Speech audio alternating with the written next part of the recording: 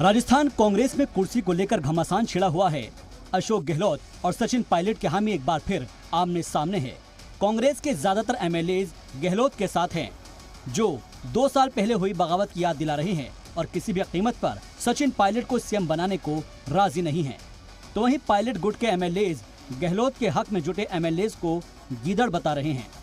सोनिया जी का हुक्म बहाल रहेगा, कोई चैलेंज नहीं कर सकता सोनिया जी के हुक्म को।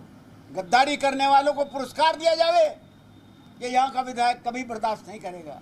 सचिन पायलट बाहरी नहीं है, भारी हैं। राजस्थान की जनता उनको प्यार करती है, देश की जनता उनको प्यार करती है और जनता में बहुत भारी नेता है। इसलिए ताकतवर के खिलाफ, ये प्रकृति का नियम है कि ताकतवर के खिलाफ कमजोरों का समूह बढ़ता है। इस बीच राजस्थान कांग्रेस की रार दिल्ली पहुंच गई है। जराये के मुताबिक कल रात सोनिया गांधी और अशोक गहलोत के बीच फोन पर लंबी बातचीत हुई। इस दौरान गहलोत ने सफाई दी कि मैंने पार्टी के खिलाफ न तो कोई बयान दिया और न ही कोई काम किया है। गहलोत ने यह भी कहा कि आप जो फैसला करें मुझे मंजूर हैं।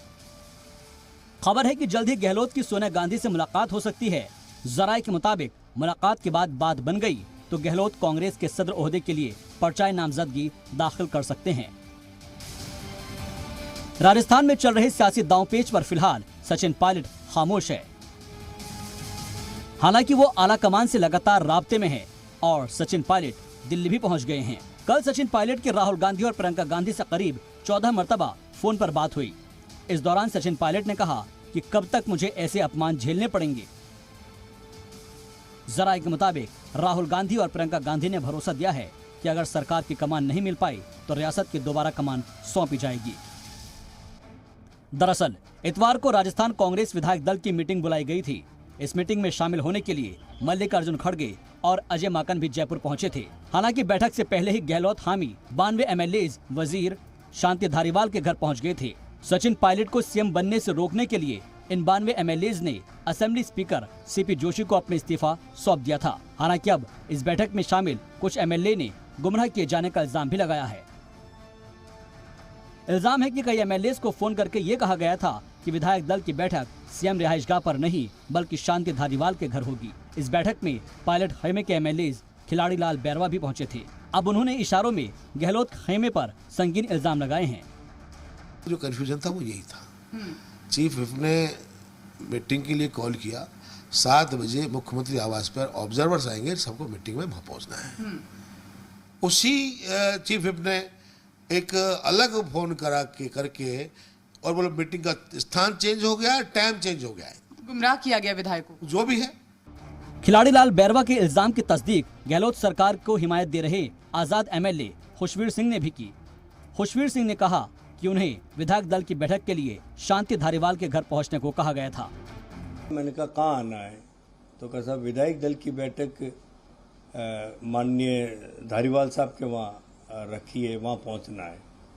ठीक है, हमेशा जो भी सूचना होती है हमारे मुख्य सचेतक महोदय माननीय वो हमें सूचित करते हैं और कल भी वैसा ही किया।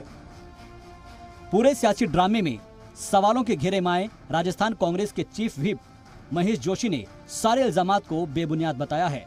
महेंद्र चौधरी ने मेरे स्टाफ नहीं, उनके स्टाफ सबको विधायक दल की बैठक की सूचना सीएमआर की दी थी।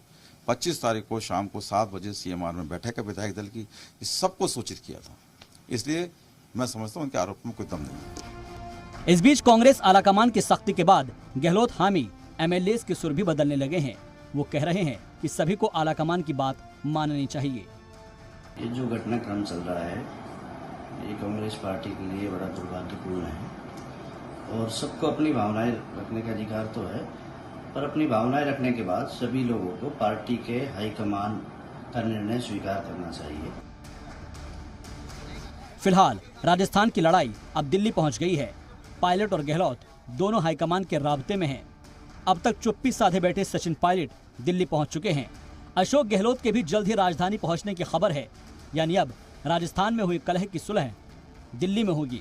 हालांकि कांग्रेस आलाकमान के लिए इस सियासी जंग का हल निकालना किसी अग्नि परीक्षा से कम नहीं होगा। ब्यूरो रिपोर्ट, जी मीडिया।